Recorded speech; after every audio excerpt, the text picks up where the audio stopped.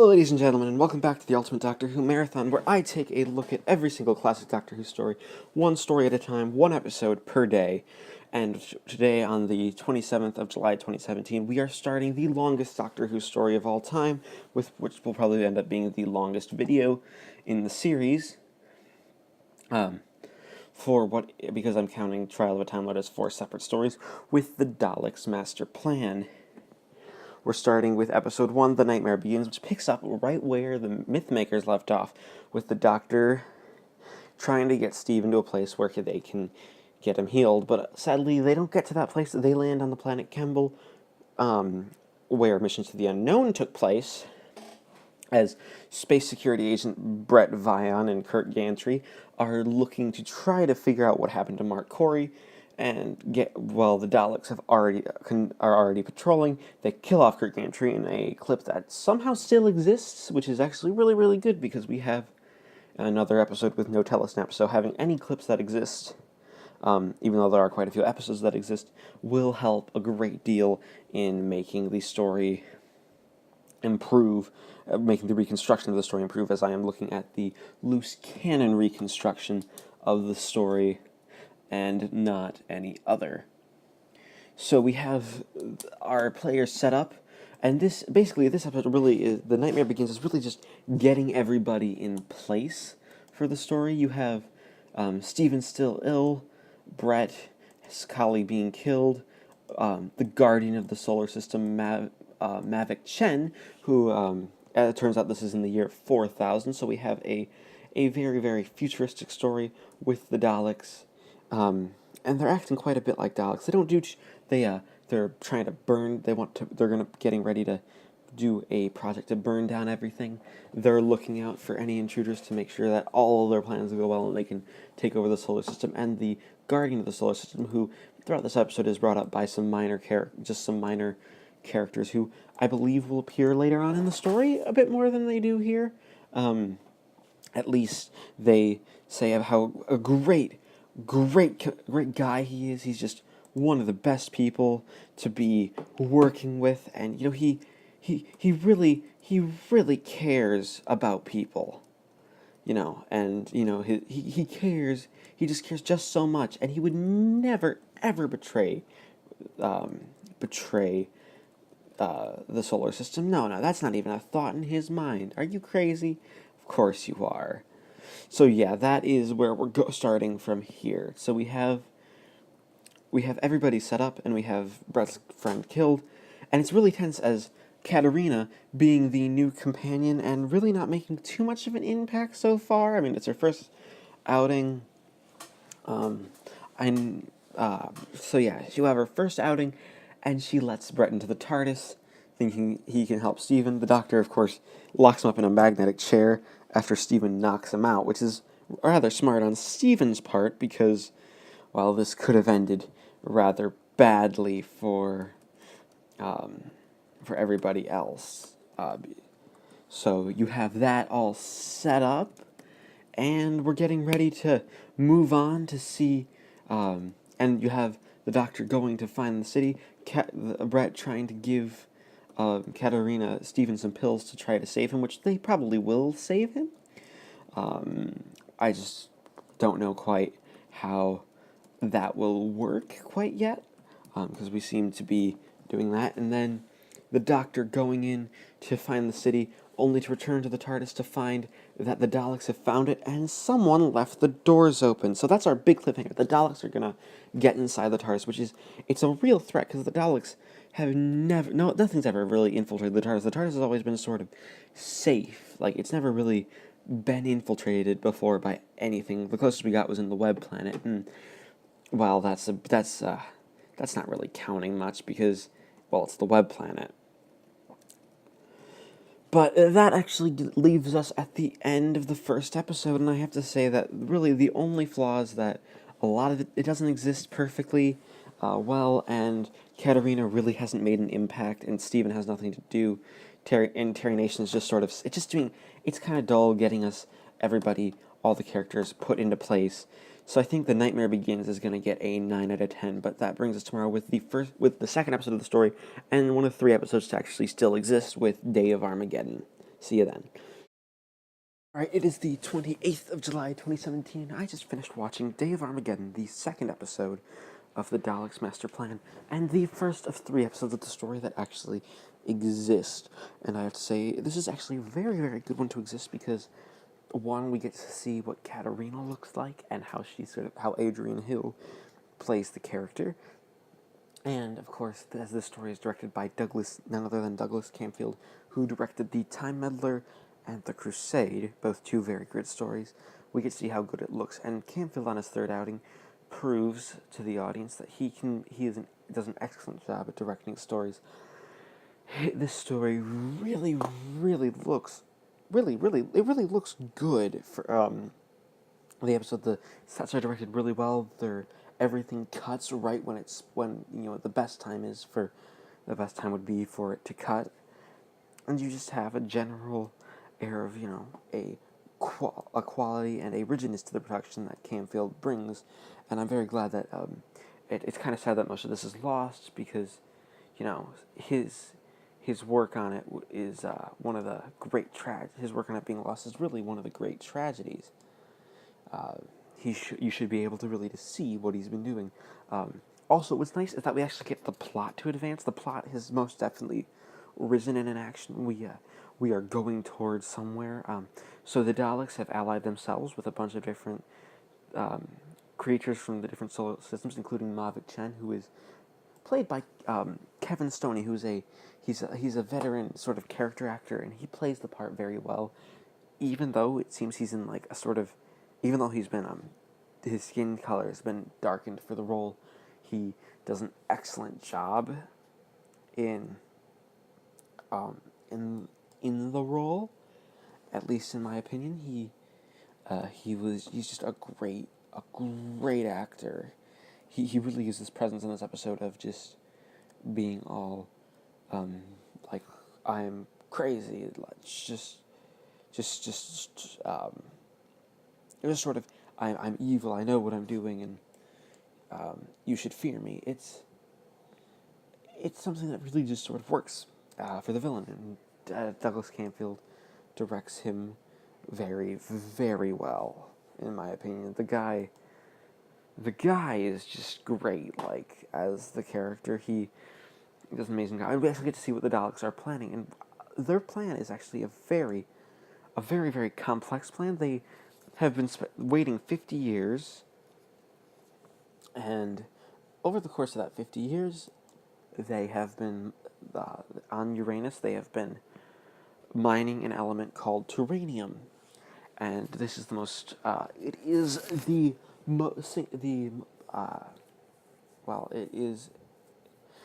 the hardest element to come by, I guess you could say. That's really what it is. It's the hardest element to come by in the solar system, and their Daleks are going to use it for a device called the Time Destructor, and just you don't really get to know what the Time Destructor is in this episode, but you don't need to. Just that's called the Time Destructor gives it a very, very menacing name, like, ooh, we have a real threat to follow. Like this one's gonna be a hard threat to beat. And what's amazing is, I have to say, is William Hartnell gives one of his best performances.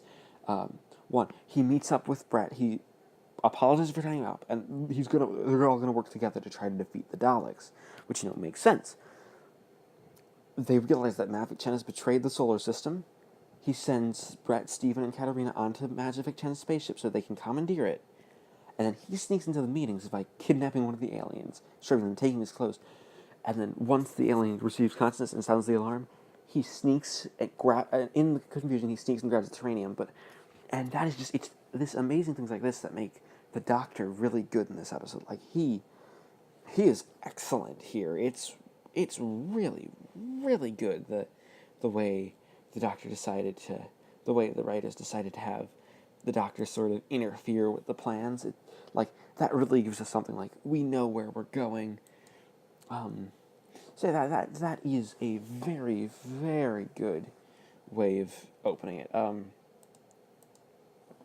So, and then the cliffhanger is, the alarm is sounded, and Brett's taking off without the Doctor. It is... That is an amazing cliffhanger, what I have to say, and that really capstones the episode perfectly. So much so that I'm going to give Day of Armageddon a perfect score of 10 out of 10 so early on in the episode, which hopefully is an indication of of the story to come. It's the 29th of July 2017, and I just finished watching Devil's Planet, the third episode, and so far the weakest episode of the Daleks Master Plan. After a rather good episode yesterday with Day of Armageddon, Devil's Planet plummets in quality. The first half of the episode is really good. You have the escape from Campbell. The Daleks are chasing them. And we kind of have a sort of similar setup to the chase where they're going to be chasing them through space, not through time this time, thank goodness, because that would just be a bit silly, in my opinion. But then we get to the planet Desperus, which is a prison planet, and the spar breaks down, and the rest of the episode is just sort of trying to fix the spar while a bunch of rough and tough prisoners are trying to get to the spar.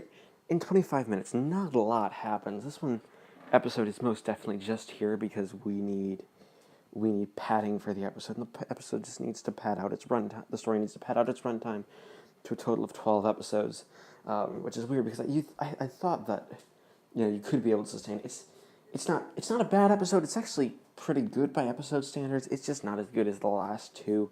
It's enjoyable. William Hartnell, of course, is excellent. He and Adrian Hill's Katerina have this really, really good chemistry. Almost like it was meant for Vicky, but we don't have Vicky here anymore, so we have Adrian Hill's Katerina, and it's not bad. It's a decent performance, and it's very, very good. Brett Vian and Steven are both very good together. They're both trying to work out how to fix the spaceship on the planet for most of the runtime, which is pretty good in general. And Mavic Chen is played by Kevin Stoney. He has one scene, but he's really good in that one scene. He just says a couple lines, and just they're set with such a crazy presence that you really feel like he's in charge of the situation. But sadly, other than that, there just isn't much to this episode. There isn't really much to say. It's really kind of dull. So I think Devil's Planet is going to get sadly a 6 out of 10, which leaves tomorrow for the episode 4, which is The Traitors. It is the 30th of July, 2017, and I just finished watching The Traitors. I'm sounding a bit gutted right now because that was, even in its reconstructed form, The Traitors is an excellent piece of work. Spoilers, please, if you haven't watched this episode in particular, I highly recommend you do so because, and here's the big spoiler. In the opening, because the cliffhanger ended with Katerina being grabbed by one of the prisoners from Desperus, and the show had the guts to have her sacrifice herself by pressing the button in the airlock and being shot out into space. That's the way the episode opens, and the events leading up to it isn't reconstructed because we happen to have the clip, and it is a tensely acted scene. Peter Purves, in particular, gives one of his best performances in that single minute of television. He portrays the emotions of someone who doesn't want to lose someone he feels slightly responsible for. And then William Hartnell then proceeds to one-up him immediately afterwards as the Doctor muses on Katerina as, at least she's reached her place of perfection now. It's a very, very dark moment, and I feel like, after the boringness that was Devil's Planet, this one is bringing us right back into a sharp focus of let's just say this means anyone could die, at least in these first few minutes. Then, after that happens, it takes a good 5 minutes of the runtime up, and then we move to Mavic Chen, who is showing why the Daleks would have partnered with him, because he is a manipulative bastard. First off, he's manipulating everybody on Earth to think that he's saving them. He tells them that these traitors had stolen this M of Terranium from him that he's using to help power the solar system or something like that, and basically he'd be a really good guy, so shoot them on sight. And he then, of course, Well, he then lies to the Daleks, saying that the team has already been killed, and it turns out they weren't humans at all. No, they were from the galaxy of one of the other delegates, Trantis, who just so happens to be the part who happens to roll over the galaxy that would probably get the most of the Daleks' conquest, and the one who basically has basically will be controlling over probably the largest share of the universe, because Mavic Chen is a power-hungry bastard. He gets this guy killed by the Daleks, who ruthlessly, they just kill him on sight, even though he pleads for mercy. And they're supposed to be allies. It's a very, very powerful scene. Then we actually get to Earth, where Brett Vine says he has someone who can help them out. Turns out he's also a traitor. He's working for the Daleks, and the only reason they find this out is because the Doctor, the Doctor realizes that he knows about the Terranium, even though they hadn't mentioned the Terranium yet. And, well, basically that clues him that he's a traitor, so that now they're on the run with no help.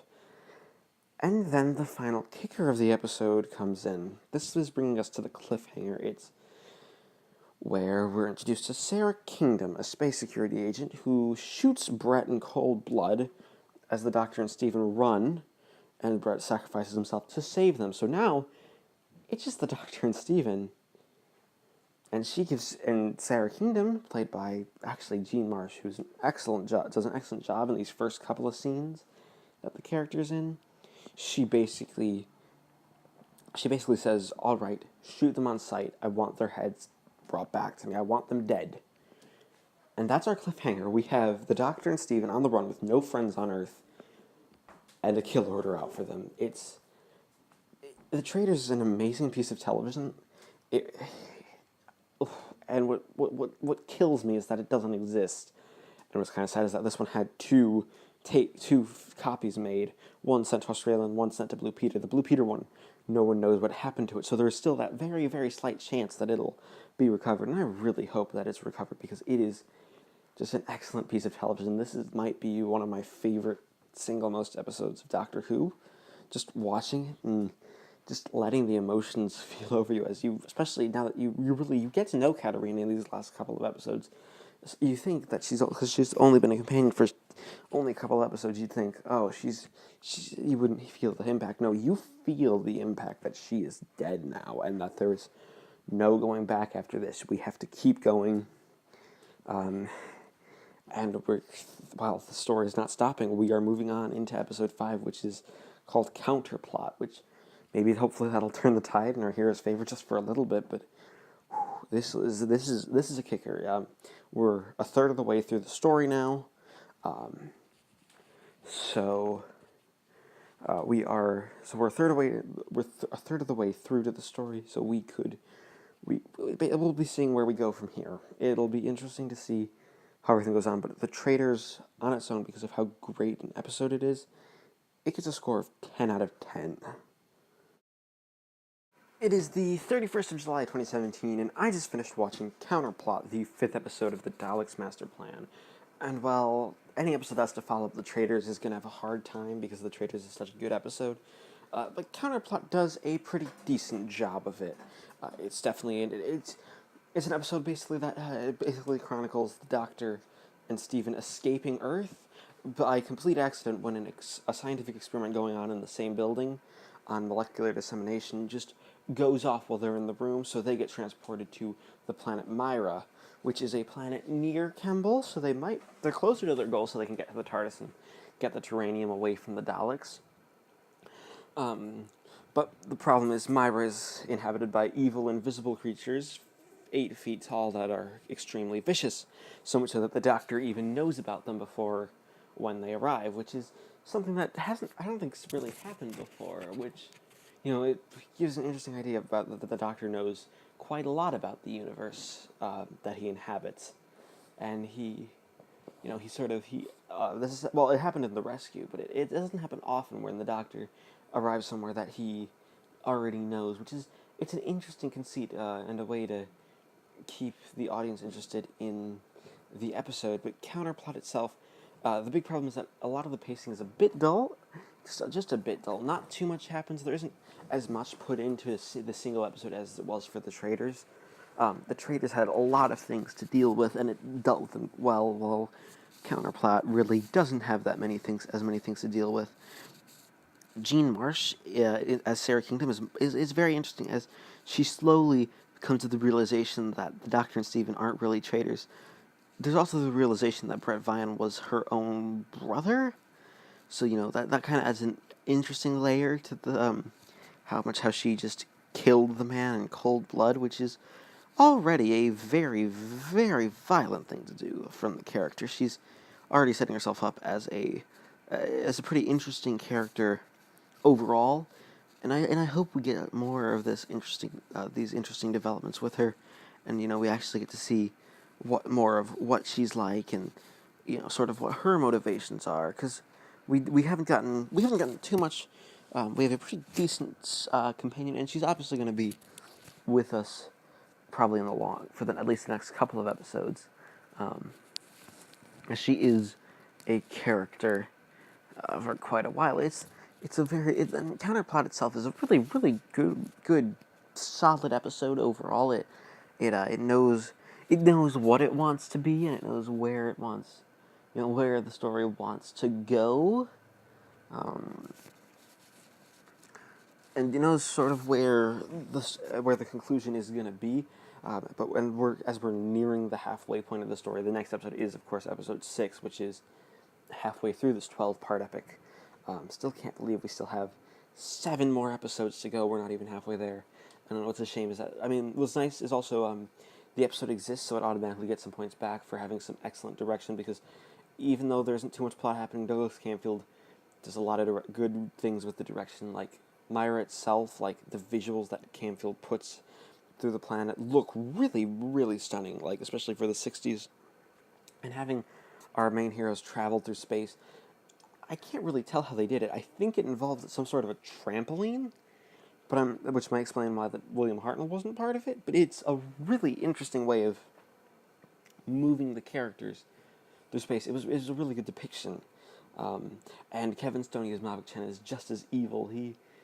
Something's really lost when you just hear the voice, but when you see him move, you get a real sense of like the villainy that this guy is up to. Like he's a really, really effective villain, at least in my opinion. So all that together really gives Counterplot a sort of edge up over where because Devil's Planet was the other episode of this story so far that's been weak, and that one had a problem of just being too had similar problems, but this one, partially because it exists, so it's automatically a bit more engaging.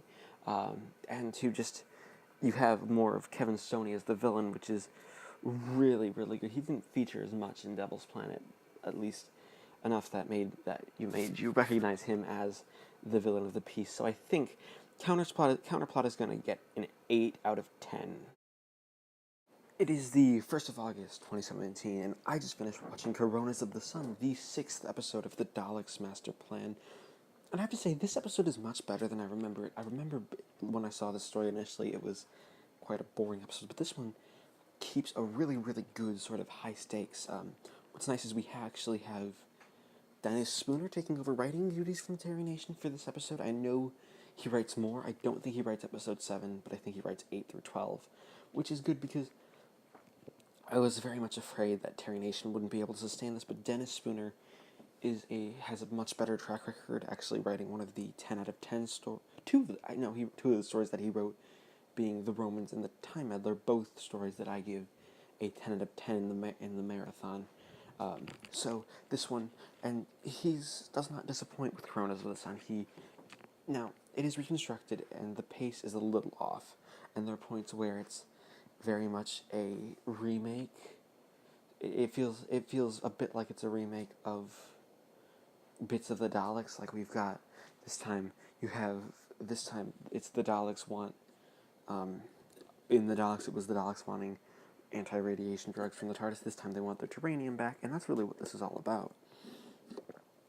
The Doctor, Stephen, and Sarah are captured, and they promise we'll give the Terranium back. Sure, when you go to the TARDIS. And a lot of the episode is actually dedicated to the rather interesting experiment of them getting a making a fake core. This only happens after a little quick story loop where at the cliffhanger's result, they're captured and they escape in a spaceship and they head back to Kemble only to be captured again. But this time they actually have a bargaining chip,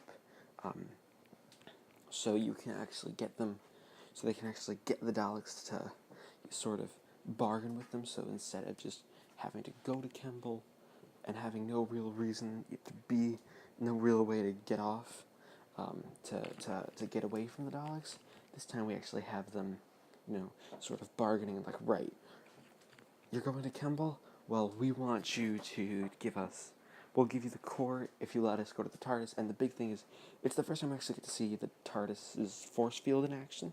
That's the only reason why Stephen actually survives, which is a very, very nice early on to prove, because, nothing can get into the TARDIS, it's just a very good episode. Again, however, outside of of course, the story loop and the fact that it's missing, and this one doesn't. I don't think it has as much visual information as the other episodes in this story, just based on what I can see through the reconstruction, is that there isn't too much visual stuff that just exists in general, which is a real shame, because I'm guessing this would have been a very, very good visual feast for the eyes. Like, you see a lot of really good jungles. A lot of the pictures have really good looking jungle sets. But there are, of course, a couple things. William Hartnell plays the Doctor excellently.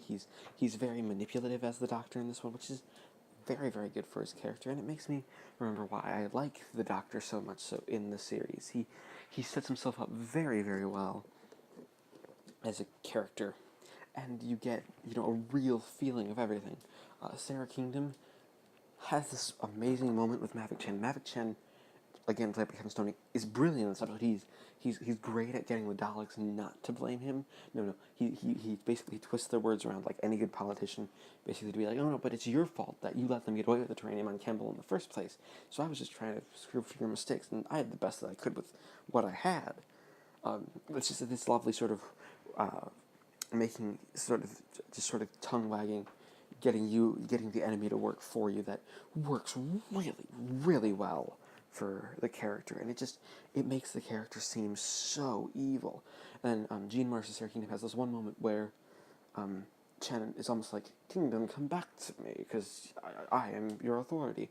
And he just, with venom, spits the word out, traitor, which is, I would love to have seen how that would be like in moving film, because it doesn't exist, but because that is an excellent, excellent line, in my opinion. You have a bunch of really, really solid stuff in this episode overall. Like, and then of course you have Peter Purves' Stephen, who, I love how Stephen's just sort of an idiot, and he's like, well, I know you said this Terranium stuff was really, really dangerous.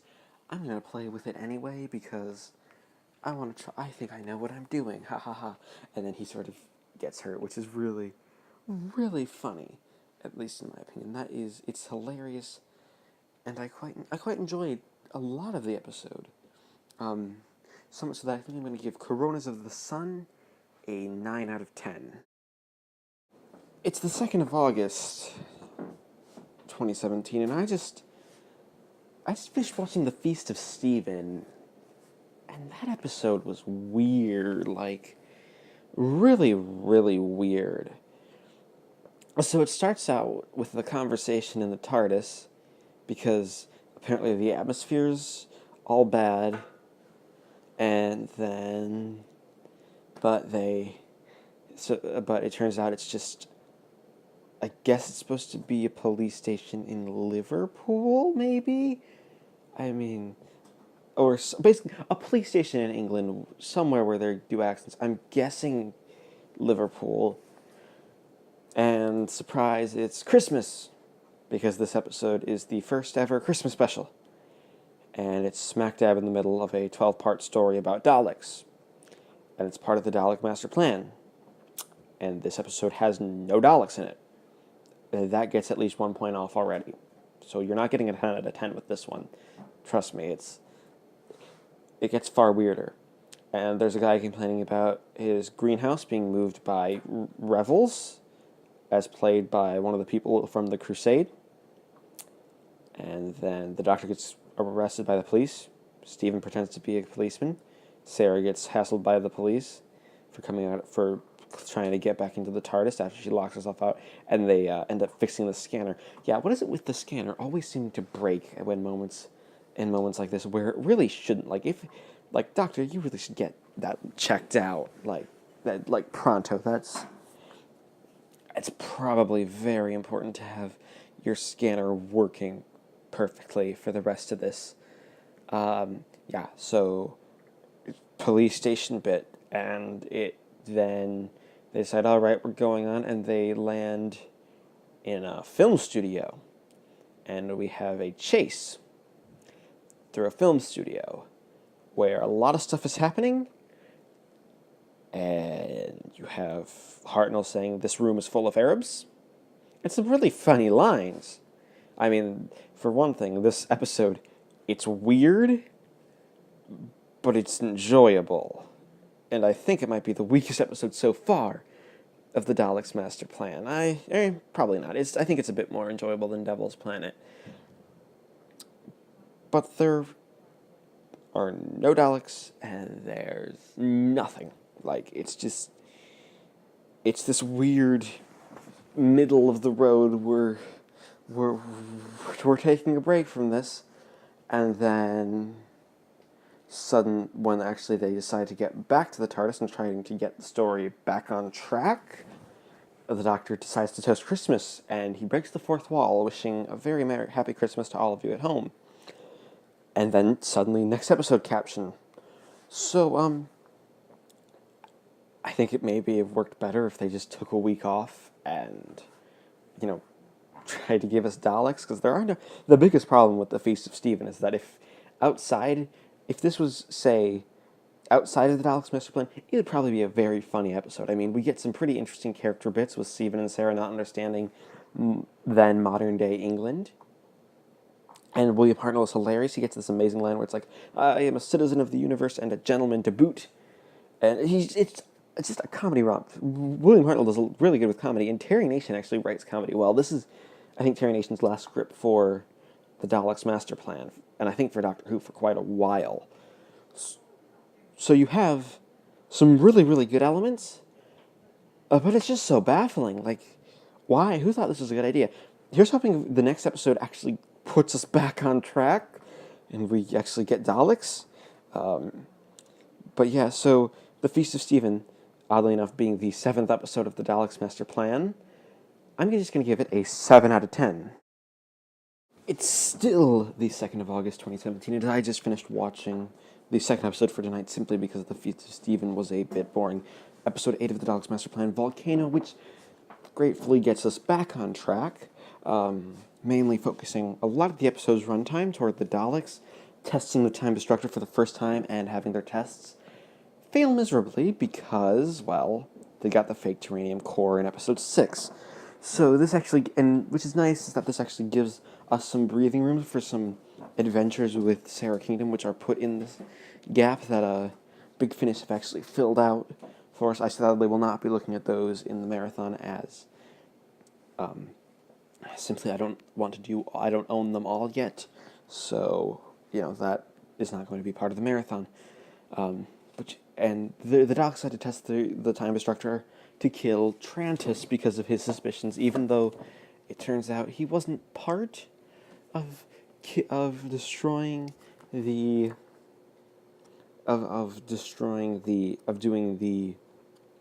he wasn't part of stealing the time, the Terranium core, but the Daleks don't trust him anymore anyway, so he deserves to die.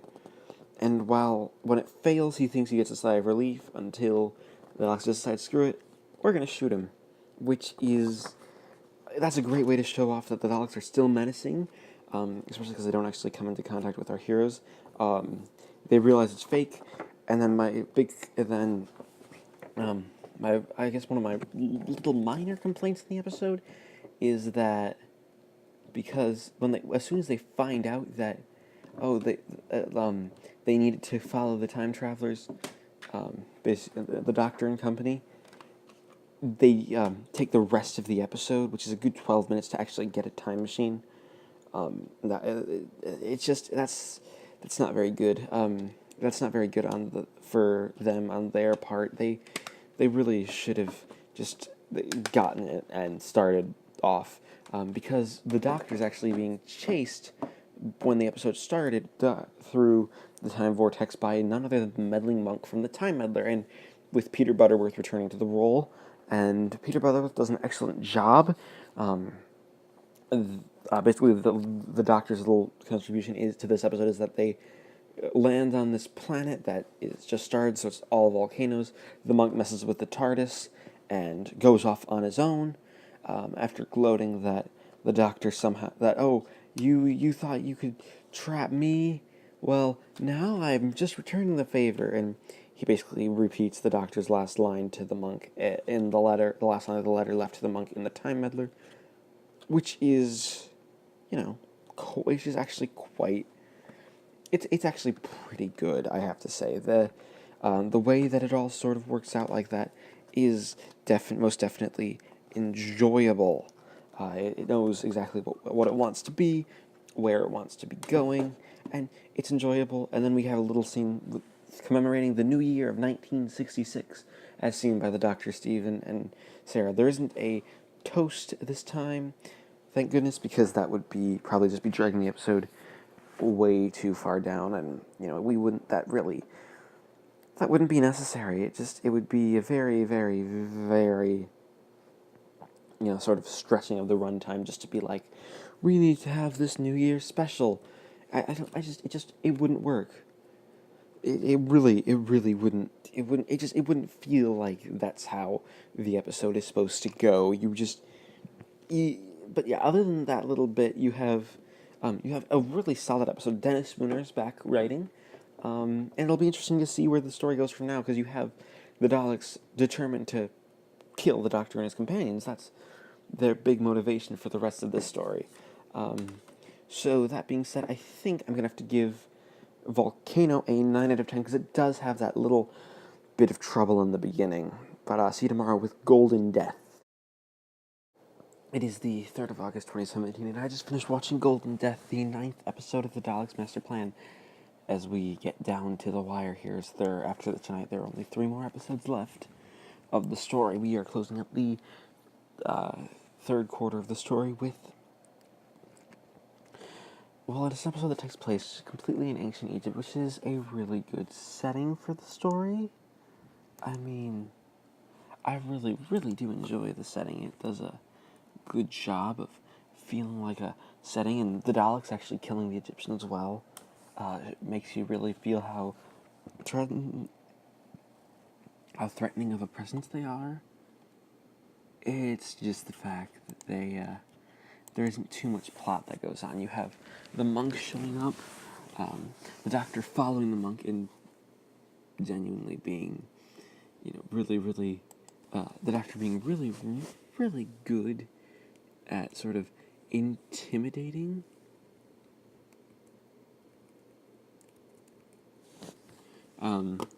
the monk into sort of seeing the world his way, which is really, because I really do like the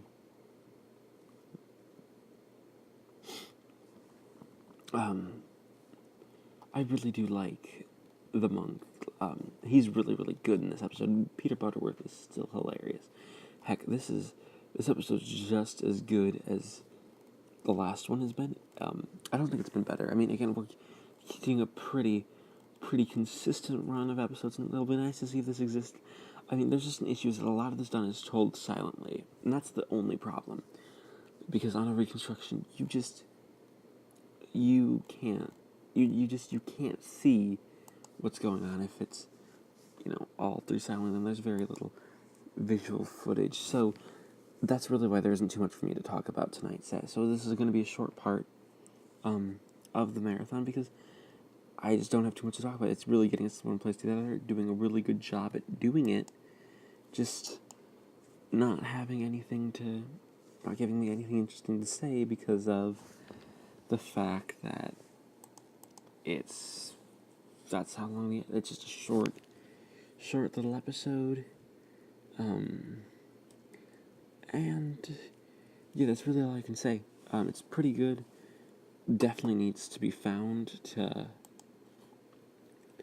Definitely needs to be found to really give us something. Um, give us give us what give us a real sense what what this episode actually is supposed to be like. But other than that, it is generally pretty good. So, Golden Death gets a 9 out of 10. It is the 4th of August 2017, and I just finished watching Escape Switch, the 10th episode of the Daleks Master Plan, the third and final episode to exist, so we actually get to see the wonderful direction by Douglas Camfield one last time before the story is totally over. Though, what I have to say about this episode, is that a lot of it is just messing about in Egypt with the Egyptians, and it doesn't really captivate as much as the others. But a lot of that is, of course, a pretty good balance because you have the great direction by Douglas Camfield to balance out. And just it's a visual treat for the eyes when you look at it, just to see the things Camfield does with all the angles, and just he stages a Dalek battle in a pyramid, and it looks really good. He also directs Peter Butterworth's monk amazingly, as this is the last episode the monk appears in. And the monk actually gets this hilarious little ending where because now he has the directional unit's been taken out of his TARDIS, he doesn't know where he's going, he's lost, and he sets his coordinates for somewhere warm, and he gets stuck on an ice planet, which is just hilarious. It's a hilarious little bit that, you see and you laugh and you enjoy it very, very much, because you have the monk being such an interesting little character.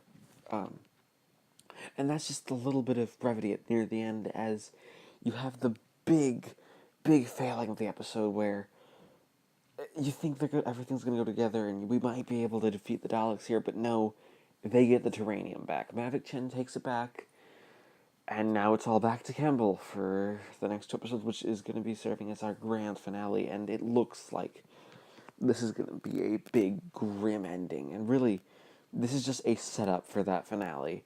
That's really all I can say about it. That's really where I'm going to end this recording, because Escape Switch gets a 9 out of 10, and I love the cliffhanger, how you have the directional unit where it can end with everybody dying, and it seems like that's how we've ended. Like, there's a smoke screen, and everything's failed, and we don't know.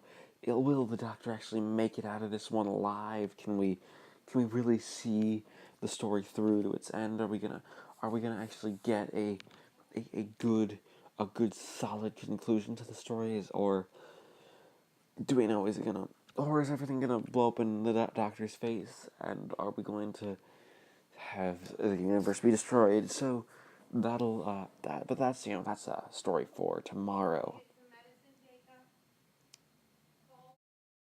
Well, ladies and gentlemen, it is the 5th of August 2017, and I just finished watching episode 11 of the Daleks Master Plan, The Abandoned Planet, and this is, again, keeping on the streak of decent episodes of quality of 9 out of 10 for episodes. Was really hoping we would actually get a little higher than 9 out of 10 quality for the last 2 installments. We still have one more installment to go, so that could, of course, change with the finale, but Dennis Spooner keeps The Abandoned Planet interesting, as the directional unit, while it did blow out, it did get the time travelers to Kemble, and there's a slight bit of runtime built up around them just getting to Kemble, because we have 25 minutes to fill, and this is the penultimate episode.